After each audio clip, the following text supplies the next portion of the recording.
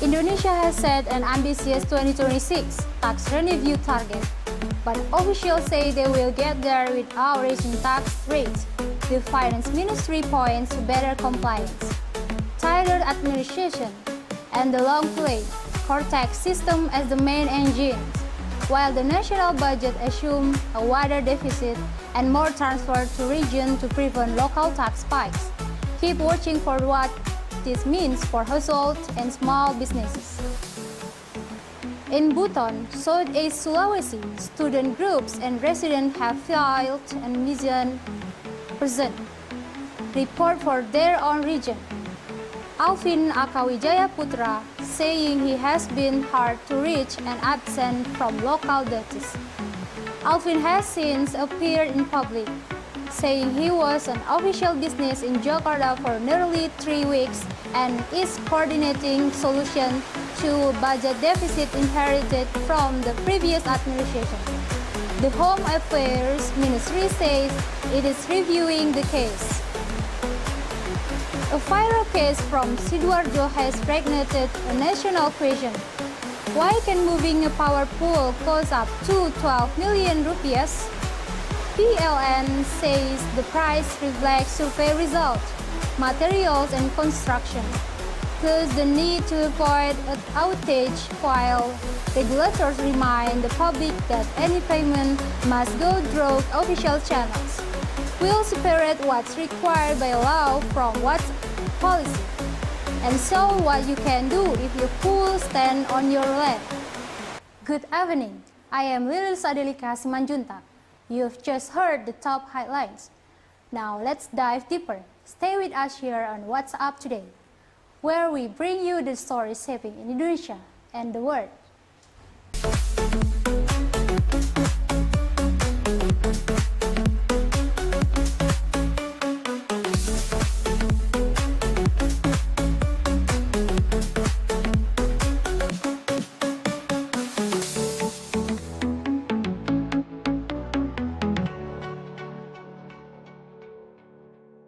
Indonesia Budget Map is back in focus tonight. The 2026 plan asks tax office to collect more, yet promises no hikes in the rates people and firms pay. That sounds like a contradiction until you look at the tools: cleaning up data, closing leakage, and using a modernized system to make filing simpler and enforcement smarter. We'll break down the numbers, then move to a very different kind of spotlight. Why a microphone used by a senior official in West Nusa Tenggara has gone viral next. Indonesia's 2026 budget story has two tracks: bigger ambition and a pledge of no new taxes. On 15 August 2025, officials said 2026 would rely on reform, not first levies, even as President Prabowo tabled a large budget and near 10% revenue growth. On 18 September, a House committee lifted the planned deficit to 2.68% of GDP, raised total spending to roughly Rp 3,042.7 trillion, and top-up transfer to regions Rp 693 trillion. In this latest draft, two call for of sudden local levy hikes. The backbone is administration the new Cortex system, fully live from January 1st, 2025, and fees registration, filing, payment, and audit workflows. So compliance data talk to enforcement in real time. The goal is wider coverage and fewer leaks rather than preservage. Policy signal aligned around small businesses. Jakarta has extended the 0.5% final income tax regime for MES with up to Rp 4.8 billion in annual revenue through 2029. Longer continuity instead of your 2-year renewals. The fiscal team has also put a tax amnesty bill and other revenue-based tool for Parliament's priority program list that the bill sits alongside the budget but doesn't alter the 2026 no new taxes stinch. Together, the math look like this revenue a seat above Rp 3,153 trillion in the community tax, a wider but rule complaint deficit and more money to province and district to prevent shifting the burden to household via local taxes. For taxpayer, expect more prevail from talker risk scoring and faster flag when feelings don't match third-party data, meaning fewer surprises for those who keep books clean and quicker consequence for those who don't. For businesses, the near-term pressure is procedural audit with better data rather than rate hikes, and for regions like Central Transport are meant to by steady local police through 2026, the headline hasn't changed since August hit the target by tightening the system, not by raising the bill. From Jakarta, the media publikasi news team reporting for WhatsApp today. No hike doesn't mean no change. If you're a salary worker, expect more consistent prevail form and fewer last-minute surprises as data matching improves. If you run a small shop, the extended 0.5% regime buys stability, but receipt and book booking still matter because risk-based check will be sharper. For companies, the bigger shift is system levels. Cortex aim to stitch together feelings, third-party data, and payment records so compliance is easier and efficient stand out more quickly. Policymakers are also signaling guidelines elsewhere, with the deficit in sync whether to fund priority programs, tariff transfer to region to discard Sudan property tax jumps at the local levels. Parliament is also discussing instruments like a new tax amnesty bill, which could arrive as a period political choice. But the baseline plan for 2026 is administrative Moscow, not higher rates. The takeaway: the state is betting on cleaner data, settlers, rules, and firmer enforcement instead of heavier rates. For viewers, that means keep document tidy, file on time, and watch for more digital touchpoints from the tax office. After the break, we see from the policy to conduct. While a mixed stand drawn on stage in NTB is prompting apologies and questions about public office decorum, stay with us. We just talked about the rules and strain in the tax space. In NTB, the conversation is about restraints of a different kind, professional conduct. A video from a formal ceremony shows a senior official nudging, then holding a mic stand to clear space. Louder in the room, straight online, and by tonight, an apology. Let's lay out what happened, the timeline, and what action, if any, follows.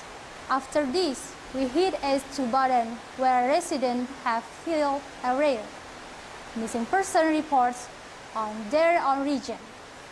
The 28-second clip from Mataram, West Nusa Tenggara is simple combustible, a former swearing in Verdompos District Religious Affairs SIP, a mixed stand in the way and the provincial head of the Religious Affairs Ministry.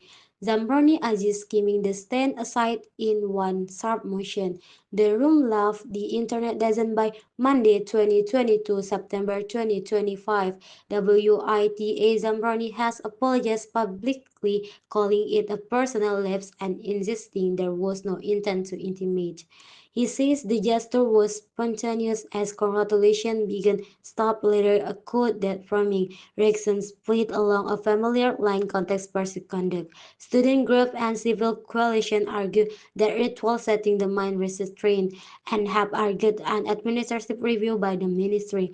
Liputan 6 captured the mine from HMI Mataram for removal. Local outlet account could later being prepared for Jakarta. Antaras Bureau in Mataram confirmed the apology and quote Zambrani labeling it purely my mistake. Lombok Post cataloged both the viral clip and the subsequent clarification regional deck summarized the timeline ceremony on Friday. 19 September clip spread Saturday apology on Monday. What happens next is procedural, not viral. If an internal ethic channel opens, it will document the chronology, hear witnesses from the day's crew, and decide on coaching a written warning, or closer with a record 9 of that eraser that feasible act, but it put due to process between outreach and outcome. The teaching here institutional ceremonies teach non pushing a stand aside with force may look like a shortcut in crowded stage. On video it reads as impatience from power. The apology put the temperature down. The real fix is better staging and clearer etiquette so it's no principle move equipment that is cheap to implement and over time versus truth. From Mataram, the media publication news team reporting for WhatsApp today. Why does a small moment land this hard? Because ceremony teach the public what normal looks like. When a senior official treats property rudely on stage, even to clear space, it tricks suggesting that impatience is acceptable in public service. The apology is a good first step. What viewers should watch next is process. Does the ministry internal ethic mechanism look the incident and are even protocols tightened so equipment and aids aren't in the way? That's kind of quiet first prevent repeat flare-ups. For communities, the standard to hold is simple. Film, calm, professional. That doesn't ban humor. It just keeps power from performing frustration in front of a crowd. Legend learned, statecraft is a part of statecraft. If the fix is better choreography and clearly etiquette, that's low cost, high trust. Up next, to Southeast Sulawesi, where students and residents filed a missing person report, not for all relatives, but for their region. We'll explain the rules, the politics, and what the region says about these whereabouts. Don't go anywhere. Right after the break, we'll be back with more updates. Stay tuned.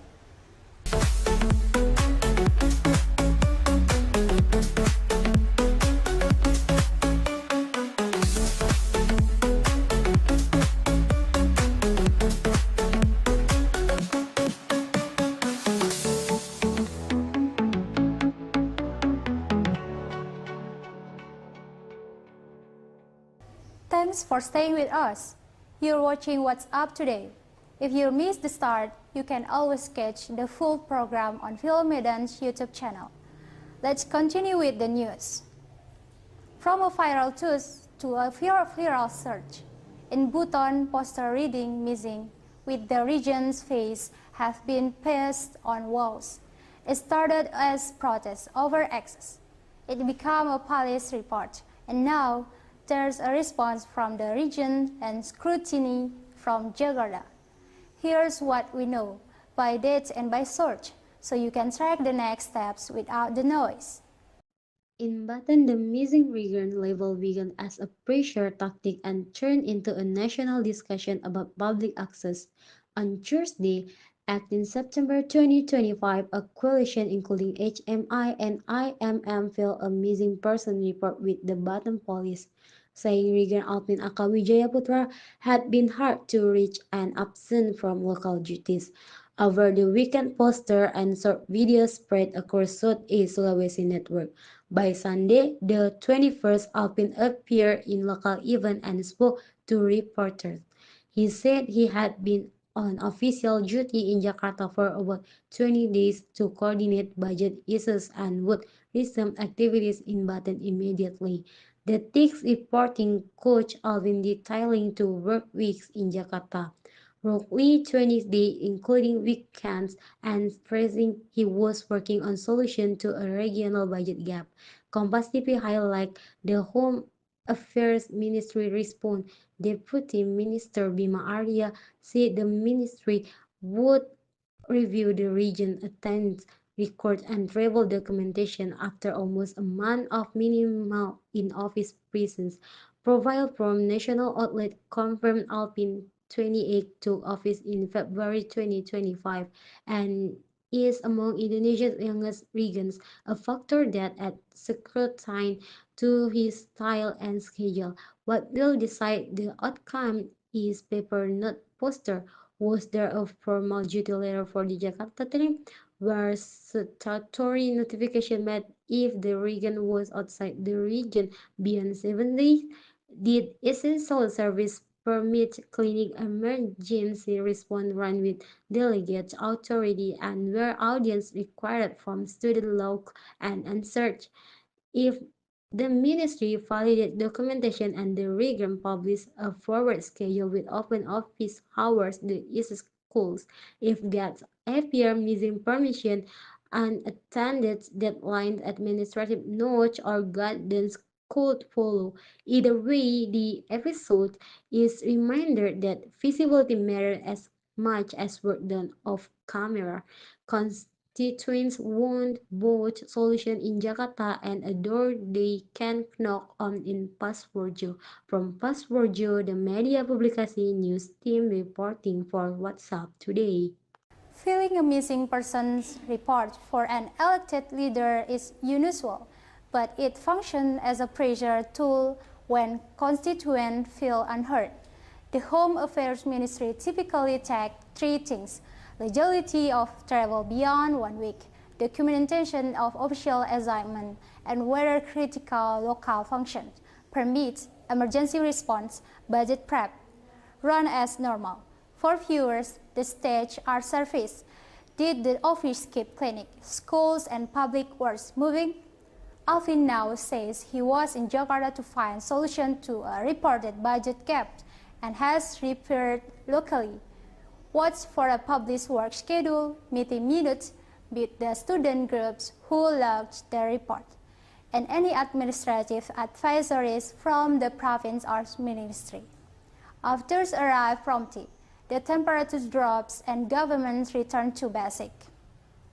Bottom line, absence is fixable if transparency follows. Publish the calendar, keep the doors open, and meet the people who ask for answer. We'll keep tracking whether the ministry review triggers any formal steps. For now, the region needs calm and routine. We've just covered a story about access and accountability in Buton. In Pontianak, the question is accountability under pressure. The short clip shows an army officer step from his car and hit a ride-hailing driver. Within hours, fellow driver met at military police headquarters, demanding action, and by Monday, the officer apologized on camera. Tonight, we walk through the timeline, the victim's conditions, and the official paths the case must take. Then we'll return to North Sumatra, where police say they have tracked a baby selling ring in Medan. The timeline in Pontianak is tracked and documented on Saturday, 20 September 2025. Around 14 WIB, a ride-hailing driver Teguh Sukma Akbar, 48, was struck by a man now confirmed as an Army Second Lieutenant with initial FA on Jalan Sereni, Panglima M. Pontianak Timur. Video from the scene and witness account indicate the clash began after a warning horn as a car reversed in traffic. FA stepped out and delivered a blow that broke Teguh's nose. Military police from the 12th Tanjung Pura took FA into custody the same day. The comments say the case is proceeding under the military justice system regardless of any settlement. LT Co Agung W. Palupi has asked the public to respect due process while confirming the incident detail and the military court path. By Sunday night and into Monday super and security munch, dozens of drivers gathered at Pomdan 12 TPR headquarters urging quick action, while Gojek said it is covering medical care and legal assistance and backing a transparent legal process. At a press briefing, FA apologized publicly and said he would cover treatment costs, but investigators stress the probe will continue. Medically, the record is clear. Teguh has a fractured nose, facial bruising, and breathing difficulty. He was stabilized after time ICU and remains hospitalized at RS Medica Jaya Pontianak with doctor preparing for surgery once his condition allows. The family has achieved an apology but insists on a full legal resolution and approach the comment says aligns with procedure. For viewers, the markers to watch now are a formal case registration number at Pomdan, the transfer to a military sector and the scheduling of a court season that sequence signal accountability moving from statement to verdict. From Pontianak, the media publicity news team reporting for WhatsApp today. Why a military process? Under Indonesian law, alleged crime by on-duty or off-duty soldier are handled by military police and tried in military court. Civilian prosecutors are not the lead that can feel distant to victim. So the marker to watch are: first, a formal case registration at Pomdam; second, a clear chronological in the investigator's files; third, an article reference, assault causing injury; and the fourth, a public update before trial, medical documentation, X-rays, specialist notes, method for assessing harms and compensation.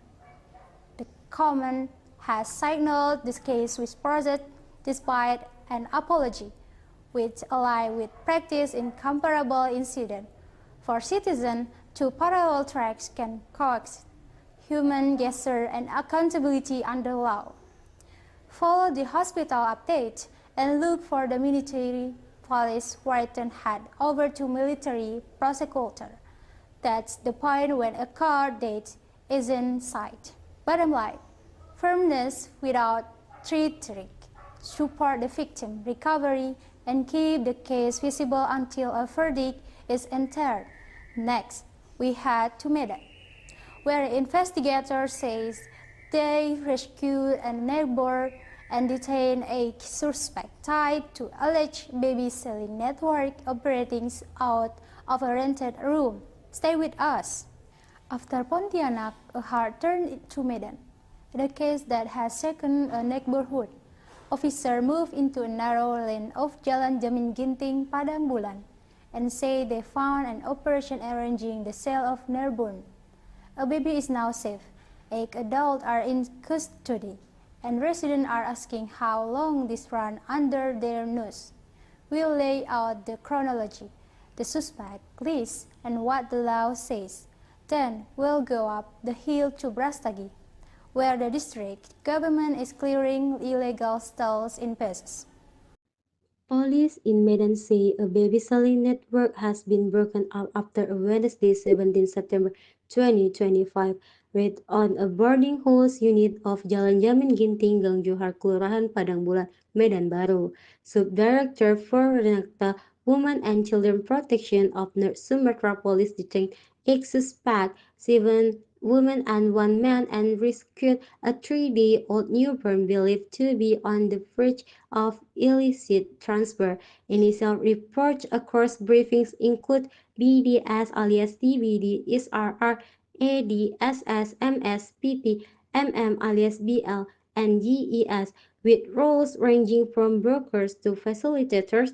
All 8 were moved to Polda Sumut for interrogation and digital forensic of phones and documents. Spokesperson KBP City Rohani Tampu Bulan confirmed the arrest and the location. Multiple outlets have corroborated the address, the number of suspects, and the infant's age. Investigators described a simple modus operandi: contact with vulnerable mother near or just after birth, fast handover in range room, and payment framed as adoption costs. Police said charge will draw from Indonesia Child Protection Law and the Anti-Trafficking Law, Law 2007, which carry penalties up to 15 years and significant fines for child sex trafficking for exploitative adoption arrangement. Social services are coordinating immediate care for the baby while police map early transaction from the site. The next step are procedural but crucial: determination of each suspect role chain of custody for digital evidence and medical social assessment of any other infants potentially moved by the same network if prosecutor file under both status.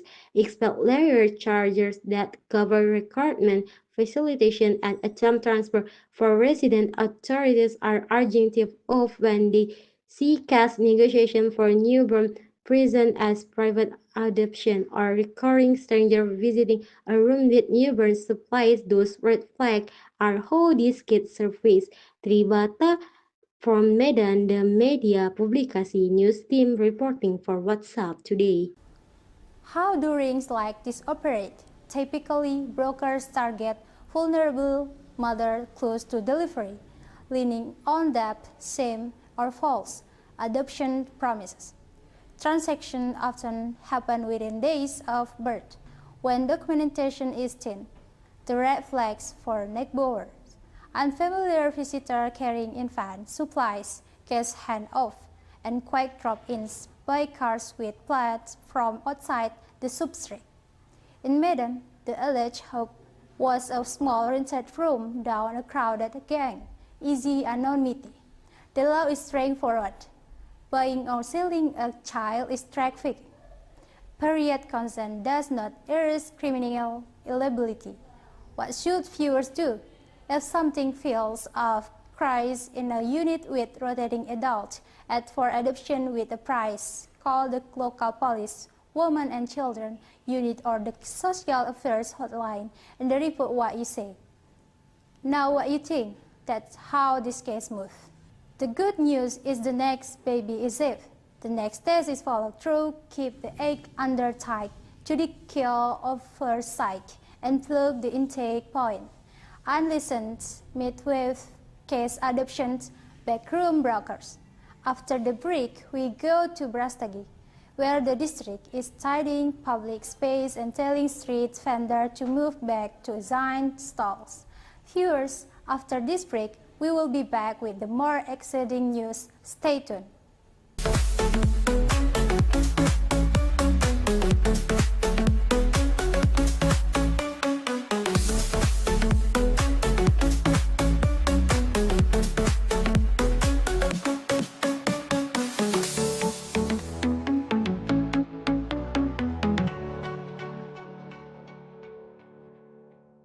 Thank you viewers for staying with us on WhatsApp today. For those of you who have just joined, you can also follow the full program on Film Medan YouTube channel. Our last story deals with protecting infants. This one is about protecting public space. In Brastagi Main Market, long-running frictions between stallholder and street sellers has boiled over into formal action. After traders merged to the region's office last week, the district launched a gradual cleanup. Talk first, then move crowd will explain the timetable, the street affected, and what vendors are being offered, plus what's still unresolved as we head to our final item on powerful regulation fees. The Verastagi cleanup is the product of weeks of complaint and a deadline after stallholder marched to the car region's office on 16 September 2025. Official promised action within 7 days. Over the weekend, the district launched a persuasive first phase around Pusat Pasar Verastagi. Direct warning, written notice, and escort return to assigned stall before any forced removal. The operation named specific corridors Jalan Veteran Terminal Brastagi, Jalan Penghasilan, and Jalan Pembangunan and run in peace through Sunday, 21st September 2025, with Southport PP, Disub, and police providing court and traffic control. The district communication desk say the aim is to clear sidewalk and lanes that have been narrowed by postcard while preserving livelihoods by relocating traders to Lego Sport mapped earlier this year. Officials add that written notice will be issued during this window to reduce despite later and to standardize who trades where. Local updates show the Sekda and Deputy Regan engaging traders on site, while police post flag their target streets and timing to minimize disruption for tourists and commuters. Unresolved issues remind kiosk holders won't even handle enforcement so enforcement does not return. Street vendors fear losing foot traffic if mood divert inside market block. The task over the next week is whether the promised relocation list and stall map are published, with grievance channels for both sides and consistent morning to evening enforcement rather than surprise breach. If those elements and lines on time, friction fades and the town center get the cleaner safe walkways the residents and visitors have asked for since before this year hike season. Carter's Click from Brastagi Media Publikasi News Team reporting for WhatsApp today. How should this work if done fairly? 3 basic. 1. Clarity publish a map that shows legal stalls, no trade zone, and loading hours. 2. Sequence start with notice, then a film deadline, then assisted moves. Enforcement should be predictable, not surprise rate. 3. Alternative. Provide affordable, visible spot for displaced cars so livelihoods survive. In Brastagi, the district has chosen a persuasive first space and named the target street. The next marker to watch are the relocation lists and the grievance mechanism for both kiosk owners and the former sidewalk seller, when the public can track who trades, where and when frictions drop. Or without urgency in the assignment here, if the map goes up and the lines clear and the card keeps sailing inside the rules, Brastagi wins. After this or last story, why moving a power pole can cost millions of rupiah and what PLN say about those fees. You've just been in Brastagi, where order in public space rests on clear rules and fair enforcement. The same idea is driving tonight's final story, but this time the space is your own front yard. A resurfaced clip shows a homeowner told to pay millions of rupiah to shift a utility pole a short distance. The number is shocking. The reason is technical. Let's walk through the who, the when, and the how. Then end with practical steps you can actually use. The number that keeps ricocheting online about 11,044,512 comes from a Sidoarjo case in January 2024 where a homeowner sought to shift a pool by less than 2 meters. PLN Sidoarjo said the quote was a formal estimate covering materials and construction work and had already been reduced from an initial 16 million rupiah after review. The utility emphasized that payment must go through official banking gateways, PPOB or POB, to keep it trackable. National Explainer helped pivot the case this month, pointing out that the process requires survey cost or time estimate and schedule work remains the same in 2025. Two things drive costs. First, engineering some relocation are low-risk jobs on a short, low-voltage span. Others require replacing a pole, restringing conductor grounding, and careful sequencing to avoid outage on a feeder that may serve well over 100 customers, which mean night of peak work with heavier crews. Second method and sub-lift line verification, traffic control, and inspection time stack up. That is where prices vary case by case after site survey. There is no single national tariff for pole moves. Where does the law sit? Law 30 for 2009 on electric law license utilities to place or cross equipment on private land for the public interest and provide for compensation when land is used directly or its value is reduced by transmission line. That framework explains why a pole can stand on private soil, while a relocation request by the resident can still be built to the applicant. Consumer guidance from PLN and the Energy Ministry at a particle guardrail file their request via PLN mobile or 123 attend the survey insist on a written breakdown and never hand cash to field staff if a code seems off excluded within PLN And if needed, the Ministry Consumer Channel Director General Ketanagawastikan from Surabaya Sidoarjo, the Media Publikasi News Team reporting for WhatsApp Today. Here the clean version without the noise. First, break and notice. The utility can place equipment for the public interest, but must respect safety, clearance, and process. If a pole block access or sit awkwardly on your plot, you may request a relocation. PLN will survey to check loading, fan tension, grounding, and whether other homes depend on that segment. Second, pricing. There is no single national pool move tariff. The number is built from materials, new pool hardware, conductor work method, lifeline, precaution or schedule outage, traffic control, and crew time. That is why some jobs land in the low millions while medium voltage work with outage mitigation can cross 10 million rupees. Third, payment and paperwork. Submit on PLN Mobile 123, record your ticket number, attend the survey and insist or subwritten breakdown. Pay only via official PPOB. PPOB never hand cash to anyone. Fourth, if the pool's presence has reduced your rent, use or value, the electricity law allows for compensation in the specific situation. Ask the local PLN unit to explain which clause applies, the document, any prior permits when the pole was installed. If a quiet feels off, escalate through PLN and if needed, the Energy Ministry consumer channels. The headline number grabs attention.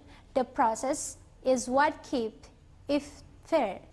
If you're facing a pool in the wrong spot, get it into the system, go to the survey, ask for the line item cost, then keeping everything on the record. That way, the price reflects real work, not guesswork. Thank you for staying with us through tonight's Lines Up. We'll keep tracking stories that turns big argument into clear steps you can use at home. That's what's up today's edition of What's Up Today. On behalf of our news team, I am Lilis Adelika Simanjuntak, signing off. Don't forget to subscribe, hit the notification bell, and share our program so more people can stay informed. See you in the next broadcast, right here on Channel Media Publikasi.